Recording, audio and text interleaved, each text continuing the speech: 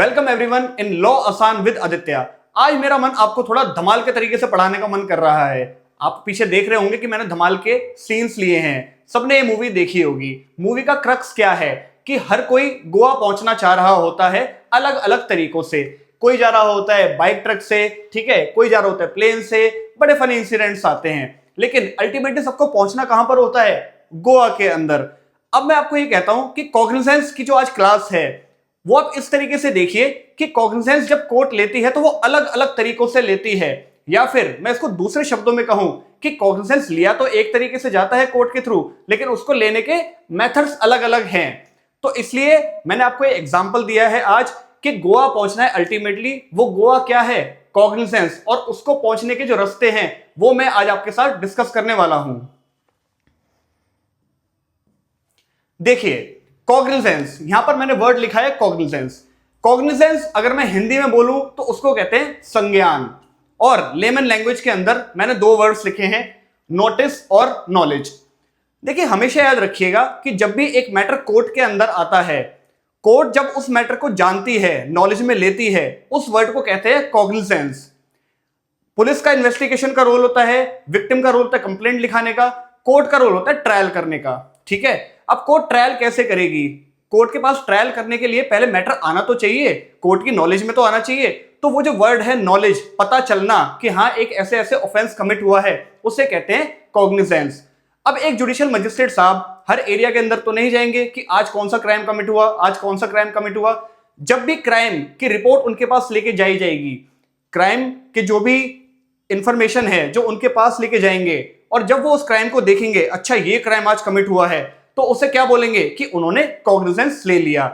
अब कॉग्निजेंस लेना कोई बच्चों का खेल नहीं है, ये एक बहुत इंपॉर्टेंट ऑफिशियल स्टेप होता है।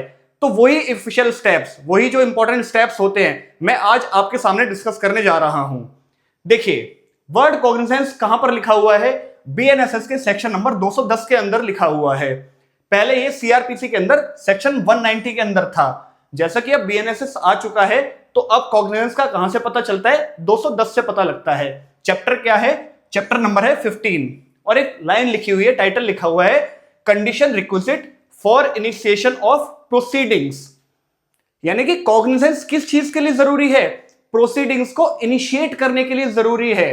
कॉग्निजेंस कोई फाइनल स्टेप नहीं है, बल्कि पहला स्टेप है आखिरी स्टेप तक जाने का। वो स्टेप्स क्या हैं कि देखिए, अगर कॉग्निजेंस लेंगी कोर्ट, तभी इश्यू ऑफ प्रोसेस होगा, यानी कि समन्स और वारंट भेजे जाएंगे। अब कभी भी अक्यूज को बुलाना होता है या फिर विटनेस को बुलाना होता है, तो कैसे बुलाया जाता है? समन्स के थ्रू, वारंट के थ्रू, उसे ही कहते हैं इश्यू ऑफ प्रोसेस। और फिर उसके बाद देखा जाता है कि अब चार्ज फ्रेमिंग करनी है या नहीं करनी, या फिर उस अक्यूज को डिस्चार्ज कर दे अगर उसके ऊपर कोई भी ऑफेंस मेड आउट नहीं हो रहा है। और लास्ट में अगर चार्ज फ्रेम हो जाते हैं तो फिर क्या होता है? ट्रायल। ट्रायल किस चीज के लिए होता है? कि एक्विट करना है बंदे को या फिर कन्विक्ट करना है। अब देखिए, कॉग्निजेंस एक तरह से इंजन हो गया, ट्रेन का इंजन हो गया, और ये सब उसके पीछे के डब्बे।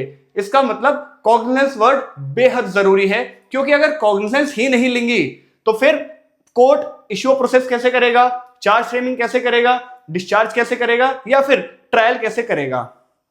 अब सवाल यह आता है कि कॉग्निजेंस लेता कौन है? क्योंकि कोर्ट्स तो बहुत सारे होते हैं। जुडिशियल मजिस्ट्रेट कोर्ट है, कोर्ट ऑफ सेशन भी है, ऑनरेबल हाई कोर्ट्स भी है, ऑनरेबल सुप्रीम कोर्ट्स भी हैं। तो कौन सी कोर्ट को कॉग्निजेंस का काम दिया गया है? इसका आंसर कहां लिखा है? 210 में क्या लिखा है?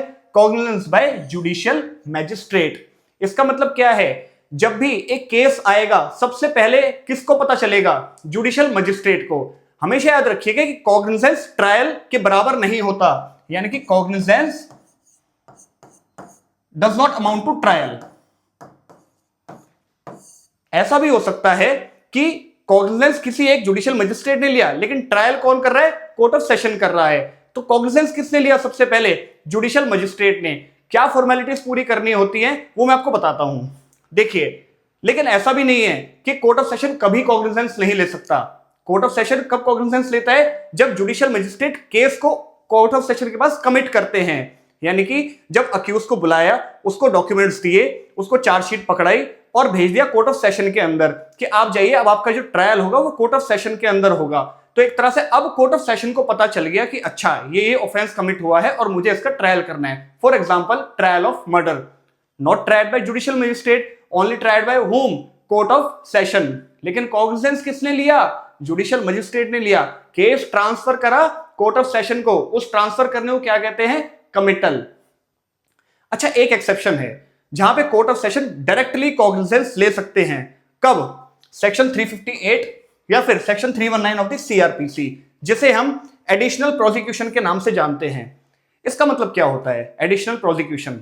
फॉर एग्जांपल एक ट्रायल चल रहा है, एक इंक्वायरी चल रही है कोर्ट ऑफ सेशन के अंदर, एक मर्डर केस चल रहा है, और उस दौरान कोर्ट ऑफ सेशन को यह पता चलता है कि अच्छा ए के साथ बी भी इन्वॉल्व है और बी तो एक्यूज बनाया ही नहीं गया, तो अब क्या करेंगे? बी को एडिशनल प्रोसिक्यूट कर देंगे सेक्शन 319 या फिर अब 358 बीएनएसएस के अंदर, और वहां पे court of session directly cognizance ले लेगी। तो ये यहां में कह सकते हैं कि ये एक एक्सेप्शन है कॉग्निजेंस, जहां पर कोर्ट ऑफ सेशन ले सकते हैं, लेकिन हमेशा कॉग्निजेंस कौन लेता है? 210 सेक्शन नंबर 210 के अंदर बताया हुआ है, जुडिशियल मैजिस्ट्रेट की कोर्ट। अब देखिए मैंने ऊपर वर्ड्स लिखे हैं सीपीआई और यहां पर है कॉग्निजेंस। ये कॉग्निजेंस क्या हो गया? गोवा, धमाल का एग्जांपल दिया था ना, ये कॉग्निजेंस क्या है? गोवा, जहां पे पहुंचना है। 3 रास्ते हैं यहां पहुंचने के, सीपीआई। अभी सीपीआई क्या है? सी से कंप्लेंट, पी से पुलिस रिपोर्ट, आई से इंफॉर्मेशन, जो कि मैंने यहां भी लिखे हुए हैं। कॉग्निजेंस कोर्ट किन 3 तरीकों से ले सकता है?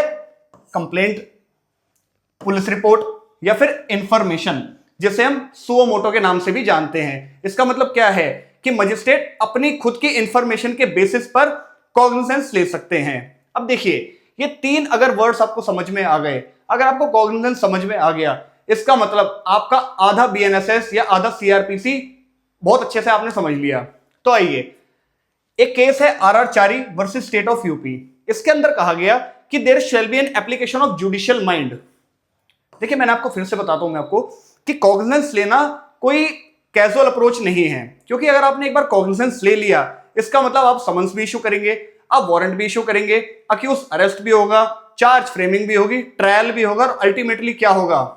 एक्विटल होगा या फिर कन्विक्शन होगा, है ना। यानी कि इतना सारा टाइम एक केस के अंदर लगेगा। क्यों? क्योंकि आपने कॉग्निजेंस ले लिया। और अगर आपने गलत कॉग्निजेंस ले लिया तो सोचिए जुडिशियल टाइम कितना वेस्ट होगा, कितने सारे लोग इसके अंदर परेशान होंगे, है ना। तो कभी भी कॉग्निजेंस कैजुअली नहीं लिया जाता। और हां, अगर एक बार कॉग्निजेंस ले लिया, अब पीछे नहीं हट सकते, क्योंकि कॉग्निजेंस लेने के बाद कोर्ट क्या बन जाता है?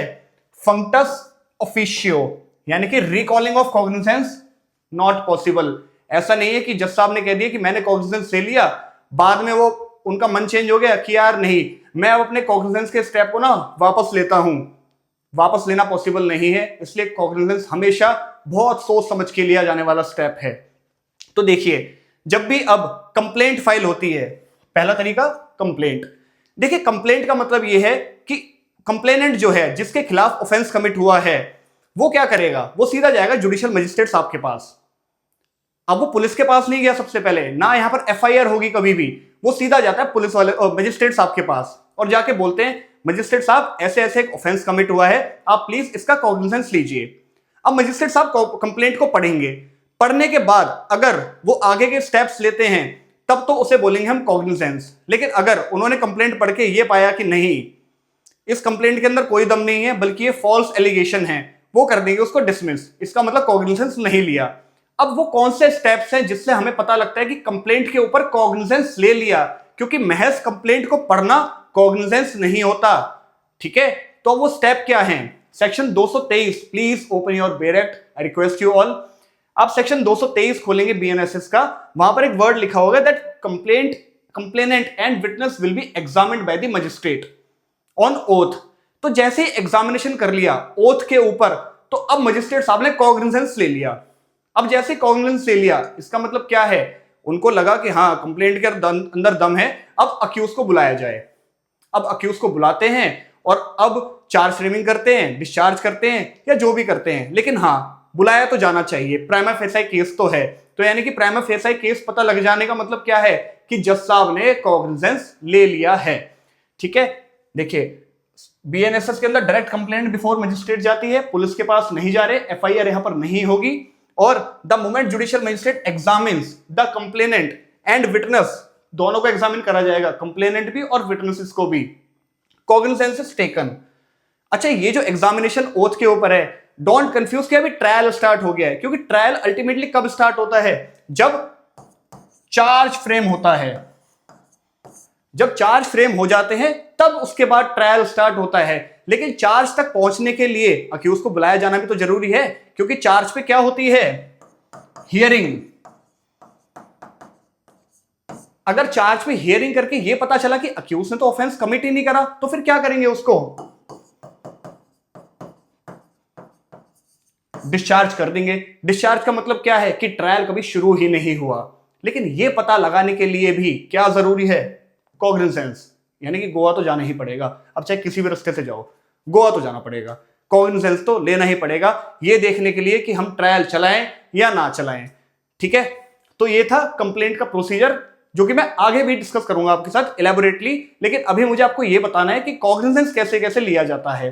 तो कंप्लेंट के अंदर कॉग्निजेंस, पुलिस के पास नहीं गए, एफआईआर लॉन्च नहीं हुई, सीधा गए जज साहब के पास, उन्होंने एप्लीकेशन पढ़ी, कंप्लेंट पढ़ी और देखा कि हाँ इसके अंदर दम है, ऑफेंस कमिट हुआ है, सस्पिशियस है, तो बुला लो अक्यूज को और चार्ज फ्रेमिंग करो, नहीं है तो डिस्चार्ज करो। लेकिन हाँ, कॉग्निजेंस तो उन्होंने ले लिया। अब बात करते हैं आगे, ये कहां से आ गया? 175(3) कहां से आ गया? आपने मेरी पिछली क्लास देखी होगी तो आपने कहा होगा कि ये तो 175(3) तो जब आता है जब एफआईआर लिखवाने के लिए गए और पुलिस ने मना कर दिया कि हम एफआईआर लॉन्च नहीं कर रहे, और एफआईआर लिखवाने के लिए अब आप मजिस्ट्रेट साहब के पास गए। तो देखिए 175(3) का भी कंप्लेंट के साथ कनेक्शन है। फॉर एग्जाम्पल, आप पहले पुलिस के पास गए थे और पुलिस वालों ने मना कर दिया कि हम आपकी एफआईआर नहीं लिखेंगे। अब आपने 175(3) के अंदर मजिस्ट्रेट साहब के पास एप्लीकेशन लगाई कि सर आप प्लीज एफआईआर ऑर्डर कर दीजिए। अब मजिस्ट्रेट साहब ने कंप्लेंट पढ़ी, और उन्होंने ये पाया कि यार ऑफेंस जो कमिट हुआ है ना, ये कोई छोटा मोटा ऑफेंस कमिट नहीं हुआ। फॉर एग्जांपल, मर्डर का ऑफेंस कमिट हो गया। अब मर्डर का अगर ऑफेंस कमिट हो गया है, इसका मतलब क्या है? एविडेंस की बहुत ज्यादा जरूरत पड़ेगी, कोई छोटा मोटा ऑफेंस तो है नहीं भाई। एविडेंस कलेक्ट होंगे, डेड बॉडी रिकवर होगी, फोरेंसिक का काम भी होगा, हथियार भी ढूंढा जाएगा, किसने देखा किसने नहीं देखा ये भी पता लगाया जाएगा, फुटेज भी चाहिए होगी, है ना, अक्यूज का अरेस्ट भी करवाना पड़ेगा। मतलब कि बहुत सारे काम है। अब मजिस्ट्रेट साहब इतने सारे काम तो अकेले करेंगे नहीं, इसका मतलब उनको पुलिस की बहुत ज्यादा जरूरत पड़ने वाली है। तो अब वो क्या करेंगे? इन्वेस्टिगेशन ऑर्डर कर देंगे रादर देन कंप्लेंट के। समझ में आई बात? मैं फिर से रिपीट करता हूं। फॉर एग्जाम्पल, पुलिस ने आपकी एफआईआर लॉन्च नहीं करी, आप चले गए मजिस्ट्रेट साहब के पास कि एक काम करिए सर, आप हमारी एफआईआर लॉन्च कर दीजिए। आप हमारी एफआईआर लॉन्च करवा के पुलिस वालों को ऑर्डर दिलवा दीजिए कि इन्वेस्टिगेशन करें। लेकिन वो कब होगा? जब एक ग्रेव ऑफेंस कमिट करा होगा। लेकिन सपोज करिए ऑफेंस छोटा था, मर्डर ऑफेंस नहीं था, लेकिन एक छोटा सा ऑफेंस था। फॉर एग्जांपल, थेफ्ट का ऑफेंस था। अब मजिस्ट्रेट साहब ने यह सोचा कि यार थेफ्ट का ही तो ऑफेंस कमिट हुआ है, अब मैं पुलिस वालों को इस थेफ्ट के ऑफेंस के लिए क्यों लगाऊं, क्यों उनका टाइम खराब कराऊं? और भी बड़े बड़े केसेस चल रहे हैं, आईओ इतने वैसे बिजी होते हैं। चलो आप एक काम करो, आपकी 175(3) की एप्लीकेशन ना मैं कंप्लेंट की तरह ले लेता हूं। I will treat the application of 175(3) as a complaint. तो 175(3) के अंदर एफआईआर ऑर्डर ना करके मजिस्ट्रेट साहब ने दूसरा रूट पकड़ लिया गोवा जाने का। क्या? कंप्लेंट के ऊपर दोबारा से आ गए। Magistrate treats application as complaint and proceeds in section 223, that is no FIR is filed. अब क्या करेंगे? प्रोसीड्स इन कंप्लेंट मतलब वही कंप्लेनेंट और विटनेस को एग्जामिन करेंगे। अब इश्यू ऑफ प्रोसेस कर देंगे, अक्यूज आ जाएगा, चार्ज फ्रेम कर देंगे, ट्रायल हो जाएगा, एक्विटल हो जाएगा या फिर कन्विक्शन हो जाएगा, हम सब अपने अपने घर चले जाएंगे, है ना। तो इसका मतलब क्या है कि 175(3) की एप्लीकेशन जब भी लगेगी, इसका मतलब ये नहीं कि पुलिस इन्वेस्टिगेशन ही ऑर्डर होगी। अगर कोई छोटा मोटा ऑफेंस हुआ है तो मजिस्ट्रेट साहब कन्वर्ट कर देंगे उसको, एफआईआर ना करके कंप्लेंट के अंदर ले आओ। और अब इन्वेस्टिगेशन कैसे होगी? कंप्लेंट के अंदर होगी तो होगी, अदरवाइज पुलिस इन्वेस्टिगेशन 175(3) के अंदर नहीं करेगी, एफआईआर लॉन्च कभी भी नहीं होगी अगर 175(3) को कंप्लेंट की तरह ट्रीट कर रहे हैं तो। इसके अंदर एक ट्विस्ट भी है। फॉर एग्जाम्पल, कंप्लेंट फाइल हो गई, जैसा कि मैंने मर्डर वाला एग्जाम्पल दिया था आपको, कंप्लेंट फाइल हो गई। अब मजिस्ट्रेट साहब ने सोचा यार मर्डर का ऑफेंस हुआ है, और मेरे पास ये कंप्लेंट लेके आ गया। अब मैं थोड़े ना सारे एविडेंस कलेक्ट करूंगा, एक काम करता हूं पुलिस को देता हूं मैं। तो अब कंप्लेंट को क्या करा, 175(3) के अंदर ले आए। समझ में आई बात? पहले क्या करा, 175(3) का कंप्लेंट बना दिया, अब कंप्लेंट का 175(3) बना दिया। अब जैसे कंप्लेंट का 175(3) बनाएंगे तो यहां पे 223 की जो प्रोसीजर्स थे वो कंप्लाई नहीं होंगे, यानी कि एविडेंस एग्जामिनेशन ऑन ओथ नहीं होगा। अब क्या होगा, जैसी कंप्लेंट आई, बड़ा ऑफेंस हुआ है, अब क्या करें, अब पुलिस को इन्वेस्टिगेशन करने के लिए बोल दो। अब क्या होगा, एफआईआर लॉन्च हो जाएगी। अच्छा मैंने लिखा भी हुआ है यहां पे, मैं दोबारा लिख रहा हूं। अब क्या होगा, एफआईआर लॉन्च हो जाएगी, इन्वेस्टिगेशन भी स्टार्ट हो जाएगी, कलेक्शन ऑफ एविडेंस भी हो जाएगा, चार्जशीट भी हो जाएगी। चार्जशीट सबमिशन हो गई, अब कॉग्निजेंस ले लिया जाएगा। बताया था ना, CPI। कंप्लेंट जब भी होगी ये सब नहीं होगा, लेकिन अगर एफआईआर ऑर्डर कर दी तो ये सब चीजें होंगी। कंप्लेंट के अंदर कभी भी एफआईआर होती है? कभी नहीं होती। इन्वेस्टिगेशन होती है बहुत लिमिटेड वे में, अलग तरीके से होती है। एविडेंस का कलेक्शन अलग तरीके से करा जाता है। चार्जशीट कभी भी सबमिट नहीं होती अगर कंप्लेंट प्रोसीडिंग स्टार्ट हो रही है। यकीन मानना, कभी भी पुलिस रिपोर्ट या चार्जशीट कभी सबमिट नहीं होती। क्या होता है, कंप्लेंट भी सारा काम शुरू हो जाता है, एग्जामिन करते हैं, एक्यूज को बुलाते हैं, चार्ज फ्रेम करते हैं, ट्रायल स्टार्ट करते हैं। लेकिन the moment FIR is registered, 175(3) की एप्लीकेशन जैसी अलाउ करी, क्या हो जाएगा, एफआईआर लॉन्च हो जाएगी, इन्वेस्टिगेशन होगी, एविडेंस कलेक्ट होंगे, चार्जशीट फाइल होगी, सबमिशन होगी, तब क्या लेंगे, कॉग्निजेंस। कहां पर, सेक्शन 193 के 3 के अंदर, BNSS। यानी कि जब भी एफआईआर हो रही है उसका एंड कहां पर होगा, जाके सेक्शन 193(3) के अंदर उसका एंड हो जाएगा। यानी कि जब चार्जशीट फाइल हो गई, अब कॉग्निजेंस ले लिया चार्जशीट के ऊपर, ठीक है। अगर क्लोजर रिपोर्ट फाइल हो जाए कि नहीं, पुलिस ने पाया कि एविडेंस तो इसने तो एक्यूज ने ऑफेंस तो कमिट करा ही नहीं है, एक्यूज ने कोई ऑफेंस कमिट नहीं करा, इसलिए हम क्लोजर रिपोर्ट लगाते हैं। In that case also magistrate साहब के पास एक डिस्क्रिप्शन है कि वो कॉग्निजेंस उसके ऊपर भी ले सकते हैं, क्योंकि यहां पर क्या फाइल हो जाएगी, प्रोटेस्ट पिटीशन फाइल हो जाएगी कि सर पुलिस ने इन्वेस्टिगेशन ढंग से नहीं करी, उन्होंने अक्यूज के खिलाफ कोई केस नहीं बनाया, लेकिन अक्यूज ने तो ऑफेंस करा है। इसको कहते हैं प्रोटेस्ट पिटीशन, ठीक है ना। चार्जशीट और क्लोजर रिपोर्ट अंडर सेक्शन 193(3) के ही फाइल होती हैं। और इलेक्ट्रॉनिक कम्युनिकेशन का भी एक नया पॉइंट ऐड हो गया है कि आप चार्जशीट इस मीडियम के थ्रू भी दे सकते हैं। अब क्लोजर रिपोर्ट फाइल होगी तो प्रोटेस्ट पिटीशन फाइल हो जाएगी यहां पे, है ना। अगर प्रोटेस्ट पिटीशन फाइल हो गई फिर भी मजिस्ट्रेट साहब ने कॉग्निजेंस ले लिया, तो अब क्या होगा, अब चार्जशीट आ गई, अब क्या करेंगे, issue of process, summons warrant कर देंगे, चार्ज फ्रेमिंग हो जाएगी, ट्रायल स्टार्ट हो जाएगा, ठीक है। अब इसके ऊपर एक केस है वीनू भाई Haribhai versus state of Gujarat, जो कि बात करता है दो चीजों की, इन्वेस्टिगेशन प्री कॉग्निजेंस और इन्वेस्टिगेशन पोस्ट कॉग्निजेंस। देखिए मैंने आपको फिर से बता रहा हूं मैं आपको कि जब भी एफआईआर फाइल होती है, इसका मतलब ये नहीं कि आप कॉग्निजेंस ले लिया है। एफआईआर का मतलब एफआईआर हो गई, इन्वेस्टिगेशन होगी, एविडेंस कलेक्ट होंगे, चार्जशीट फाइल हो जाएगी, और जैसी चार्जशीट सबमिट हुई, अब मजिस्ट्रेट साहब ने अगर उसे एक्सेप्ट किया तो अब क्या हो गया, कॉग्निजेंस आ गया। इसका मतलब अगर 175(3) की एप्लीकेशन अलाउ कर दी है तो पहले तो एफआईआर फाइल होगी ना, एफआईआर हो रही है, एविडेंस कलेक्ट हो रहे हैं, इसका मतलब क्या है, अभी कॉग्निजेंस नहीं लिया, क्योंकि एफआईआर और चार्जशीट के अंदर इतना गैप है। जैसे एफआईआर यहां पहुंच जाएगी, क्लोज हो जाएगी, अब कोर्ट का काम शुरू होगा। तो इसलिए प्री कॉग्निजेंस इन्वेस्टिगेशन 175(3) एंड कहां होगी, चार्जशीट में। पोस्ट कॉग्निजेंस इन्वेस्टिगेशन सेक्शन 225, यानी कि कंप्लेंट प्रोसीडिंग्स। कंप्लेंट प्रोसीडिंग अगर 223 के अंदर शुरू कर दी है और वहां पर अगर एक छोटी सी इन्वेस्टिगेशन ऑर्डर करी है तो कॉग्निजेंस तो ले लिया है 223 के अंदर, विटनेस को एग्जामिन कर लिया है, कंप्लेंट को एग्जामिन कर लिया है। तो अब कंप्लेंट को एग्जामिन करने के बाद एक छोटी सी इन्वेस्टिगेशन ऑर्डर करिए 225 के अंदर, जिसे बोलते हैं पोस्ट कॉग्निजेंस। और अगर कोई पूछे 175(3) के अंदर प्री कॉग्निजेंस, क्योंकि कॉग्निजेंस अल्टीमेटली कब लिया जाएगा, जब चार्जशीट फाइल हो जाएगी। और 175(3) की एप्लीकेशन अगर अलाउ होती है तो नेक्स्ट स्टेप क्या होता है, एफआईआर होता है, ठीक है। इसके अंदर और भी इंपॉर्टेंट केसेस हैं, Sakiri Vasu versus state of UP, Devarapalli Lakshmi Narayan Reddy versus VN Reddy, और विनय त्यागी वर्सेस इरशाद अली। देखिए ये 3 केसेस हैं, ये फर्दर इन्वेस्टिगेशन पे बेस्ड है, लेकिन कहीं ना कहीं ये मेरे को ऐसा लग रहा था कि इनको भी आपको बता देना चाहिए। लेकिन इसको मैं नेक्स्ट क्लास के अंदर डील करूंगा, इन 3 केसेस को। और हाँ, एक लास्ट पॉइंट रह गया, सीपीआई वाला इंफॉर्मेशन, जिसके अंदर सुओ मोटो मजिस्ट्रेट साहब कॉग्निजेंस ले सकते हैं, चाहे कोई इन्फॉर्मर हो उनका, या उन्हें खुद पता लग गया और कोई एफआईआर नहीं आई, कोई उसके ऊपर कंप्लेंट फाइल नहीं हुई, तो तीसरा तरीका क्या है, इंफॉर्मेशन के बेसिस पे खुद ही कॉग्निजेंस ले लेंगे, खुद ही समन्स और वारंट भेज देंगे अक्यूज को, खुद ही समन्स और वारंट समन्स भेज देंगे कंप्लेनेंट को या फिर विक्टिम को, और उसके बाद चार्ज फ्रेमिंग, डिस्चार्ज या फिर ट्रायल। ठीक है, और पुलिस वालों के थ्रू नॉलेज नहीं आनी चाहिए उसकी, क्योंकि अगर पुलिस वालों के थ्रू नॉलेज आई, इसका मतलब क्या है, एफआईआर फाइल होनी चाहिए थी। तो ये थे 3 तरीके गोवा पहुंचने के, मेरा मतलब है कॉग्निजेंस लेने के। तो आई होप आपको ये क्लास समझ में आई होगी। Thank you.